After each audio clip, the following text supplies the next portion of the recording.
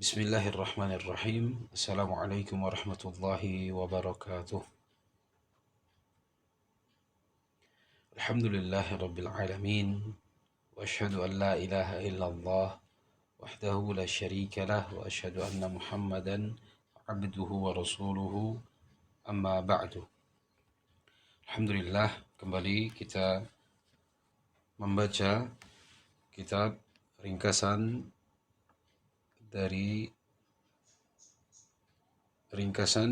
yang diringkas oleh Al-Ustadz Abu Asma Andre hafizahullah ta'ala. Ringkasan Tadhkiratus Sami' wal Mutakallim fi Adabil Alim wal Muta'allim, karya Imam Badruddin Ibnu Jama'ah Al-Kinani Asy-Syafi'i rahimahullah. Kita masuk di bab yang kedua. Adapun kitab ini dia ada 5 bab. Ada 5 bab. Kita di pertemuan sebelumnya sudah membaca bab pertama. Kita akan melanjutkan di bab yang kedua, yaitu adab pendidik terhadap dirinya. Adab seorang alim terhadap dirinya dan adab seorang alim bersama muridnya dan di dalam kajiannya. Dan di bab kedua ini ada 3 pasal yang akan disebutkan nanti. Pasal pertama, adab pendidik atau adab alim terhadap dirinya dalam kajiannya dan bersama murid-muridnya. Pasal pertama, adab pendidik terhadap dirinya. Dan ini ada 12 hal yang akan beliau sebutkan. Yang pertama, senantiasa merasa dekat dan diawasi oleh Allah Azza wa Jalla, baik di tempat yang tersembunyi maupun yang ramai. Menjaga rasa takutnya hanya kepada Allah Azza wa Jalla dalam setiap gerak dan diamnya, ucapan-ucapan dan perbuatan-perbuatan. Allah Azza wa Jalla berfirman, bimastuhfidhu min kitabillahi wa kanu alaihi syuhada fala takhshawun nasa wakhshawni. Disebabkan mereka diperintahkan memelihara kitab Allah dan mereka menjadi saksi terhadapnya. Karena itu janganlah kamu takut kepada mereka, maksudnya kepada manusia, tetapi takutlah kepada aku. Al-Imam Syafi'i rahimahullah berkata, laisal ilmu ma hufidha, al-ilmu ma nafa'a. Ilmu bukan semata-mata yang dihafal. Akan tetapi ilmu adalah apa yang membawa manfaat. Baik. Di hal yang pertama ini, kata beliau, senantiasa merasa dekat dan diawasi oleh Allah Azza wa Jalla, baik di tempat yang tersembunyi maupun yang ramai. Masya Allah. Dan seorang alim, seorang guru, ia menanamkan ini kepada dirinya. Karena kan banyak ayat-ayat yang menyebutkan Allah Subhanahu wa ta'ala menyaksikan hamba-hambanya. Di antaranya firman Allah Ta'ala, wallahu ala kulli syai'in syahid. Dan Allah atas segala sesuatu maha menyaksikan. Maksudnya, la yakhfa alaihi syai'. Tidak ada yang tersembunyi sedikit pun bagi Allah Subhanahu wa ta'ala. Maka senantiasa merasa dekat dan diawasi oleh Allah Subhanahu wa ta'ala, tersembunyi maupun ramai. Menjaga rasa takutnya hanya kepada Allah dalam setiap gerak dan diamnya, ucapan dan perbuatan.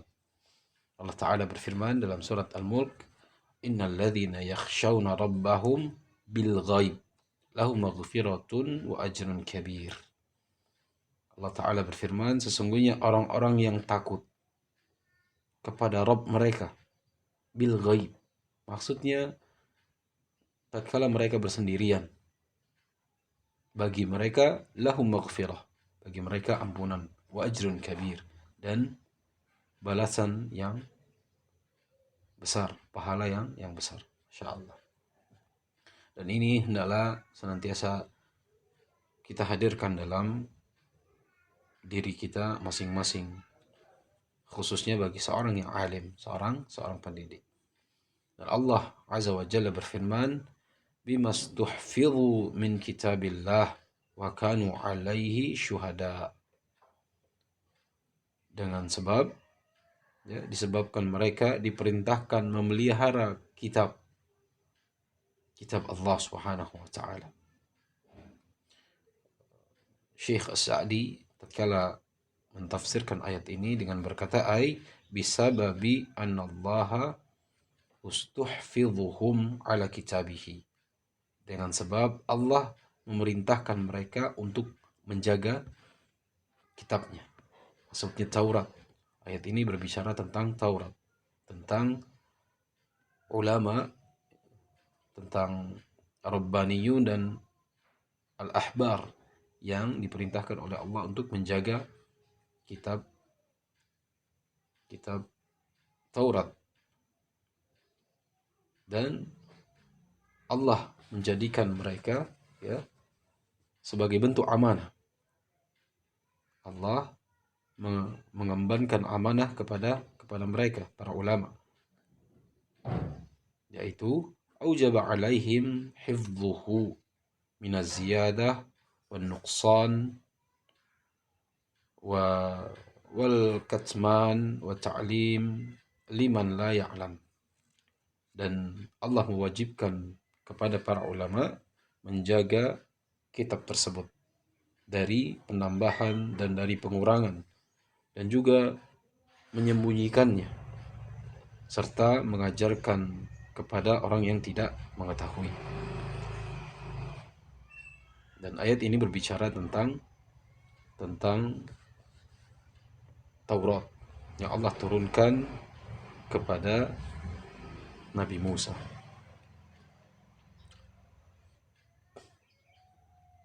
Dan ayat ini pun berbicara tentang Rabbaniyun wal Ahbar. Rabbaniyun maksudnya orang-orang yang mengajarkan manusia kitab bertahap dengan dari yang kecil sampai yang ilmu yang besar. Ilmu yang sighar sampai ilmu yang besar. Adapun ahbar maksudnya para ulama, kata Imam Al-Baghawi. Maksudnya huwal alim al-muhkim lisyai'. Seorang yang mengetahui hukum. Mengetahui hukum sesuatu. Dan Allah Ta'ala berfirman, fala takhshawun nas. Dan janganlah kalian takut kepada manusia. Maksudnya, jangan sampai takut menyampaikan kebenaran kepada manusia. Jangan menutupi kebenaran karena takut. Karena manusia. Wakhshawni. Takutlah kepadaku, kata Allah. Wakhshawni. Takutlah kepadaku. Dan ayat ini pun memberi faedah bahwasanya kitab-kitab terdahulu diperintahkan oleh Allah ulamanya yang menjaga. Adapun Al-Quran, Allah sendiri yang menjaganya. Sebagaimana firman Allah Ta'ala, inna nahnu nazzalna dzikra wa inna lahu lahafidhun. Sesungguhnya kamilah yang telah menurunkan dzikra, Al-Quran. Dan sesungguhnya kami wa inna lahu lahafidhun. Dan sesungguhnya kami benar-benar menjaganya. Ya. Baik. Jadi perkataan beliau membawakan ayat dalam surat Al-Maidah ayat ke-44. Dan Al-Imam Asy-Syafi'i rahimahullah berkata, laisal ilmu ma hufidha. Ilmu itu bukanlah apa yang dihafal. Al-ilmu ma. Adapun ilmu adalah apa yang membawa manfaat. Ini sebagaimanapun perkataan Syekh Bakar Abu Zaid dalam Hilyah Talibul Ilmi, ilmu yang bermanfaat adalah man intafa'a wa nafa', yang seseorang itu mengambil manfaat dari ilmu tersebut. Ilmu yang bermanfaat berarti tatkala sampai ilmu kepada dirinya, maka ia mengambil manfaat dari ilmu tersebut. Setelah itu, ia memberikan manfaat kepada orang-orang lain. Masya Allah. Dan ini pun seperti perkataan Ibnu Mas'ud radhiyallahu anhu, kata beliau, laisal ilmu bikathratir riwayah wa fi riwayatin bikathrati al-hadis. Bukanlah ilmu itu dengan banyaknya riwayat atau dengan banyaknya hadis. Innamal ilmu khasyatullah. Hanya saja ilmu itu adalah yang memberikan efek takut kepada Allah. Ilmu itu memberikan seseorang rasa takut kepada Allah Subhanahu wa taala. Yang berikutnya, kata beliau yang kedua, hendaknya seorang ulama menjaga ilmunya sebagaimana ulama salaf telah melakukannya, yang dengan sebab itu Allah Azza wa Jalla memuliakan dan memberikan kehormatan kepada mereka. Seorang ulama menjaga ilmunya, maksudnya dia menjaga dari ahlu dunia dengan tanpa hajat. Menjaga ilmu yang Allah karuniakan kepada dirinya kepada ahlu dunia atau kepada orang-orang yang tidak membutuhkan ilmu. Menjaga dari hal-hal yang seperti ini. Dan dengan menjaga ilmu pun yaitu dengan mengamalkannya, menyampaikannya, dan mengajarkannya kepada manusia. Sebagaimana perkataan Qadhi Abul Hasan Al-Jurjani dalam potongan bait yang beliau sampaikan, walau anna ahlal ilmi sanahum.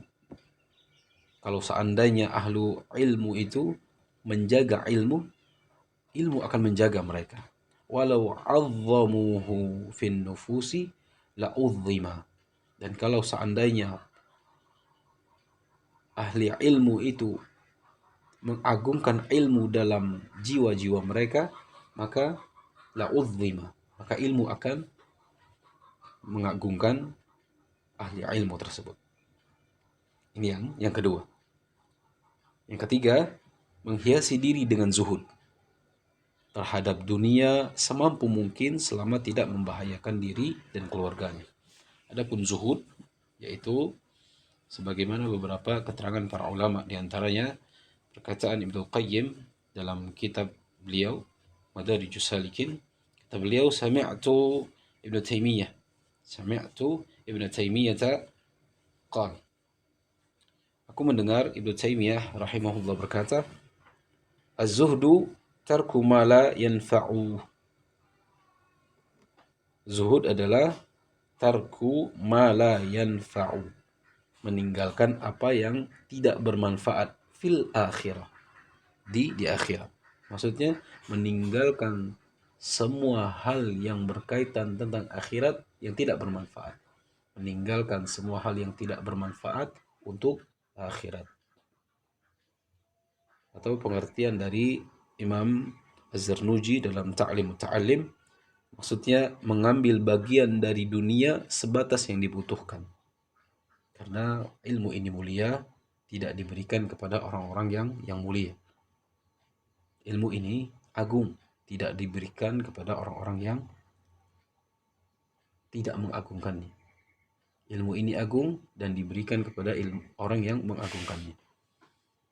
Dan kata beliau, Al-Imam Asy-Syafi'i rahimahullah berkata, "Lau usi ila aqalin nasi surifa ila zuhadi."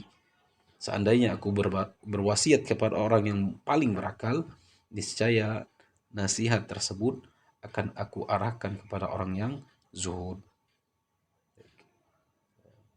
Di yang ketiga, menghiasi diri dengan zuhud.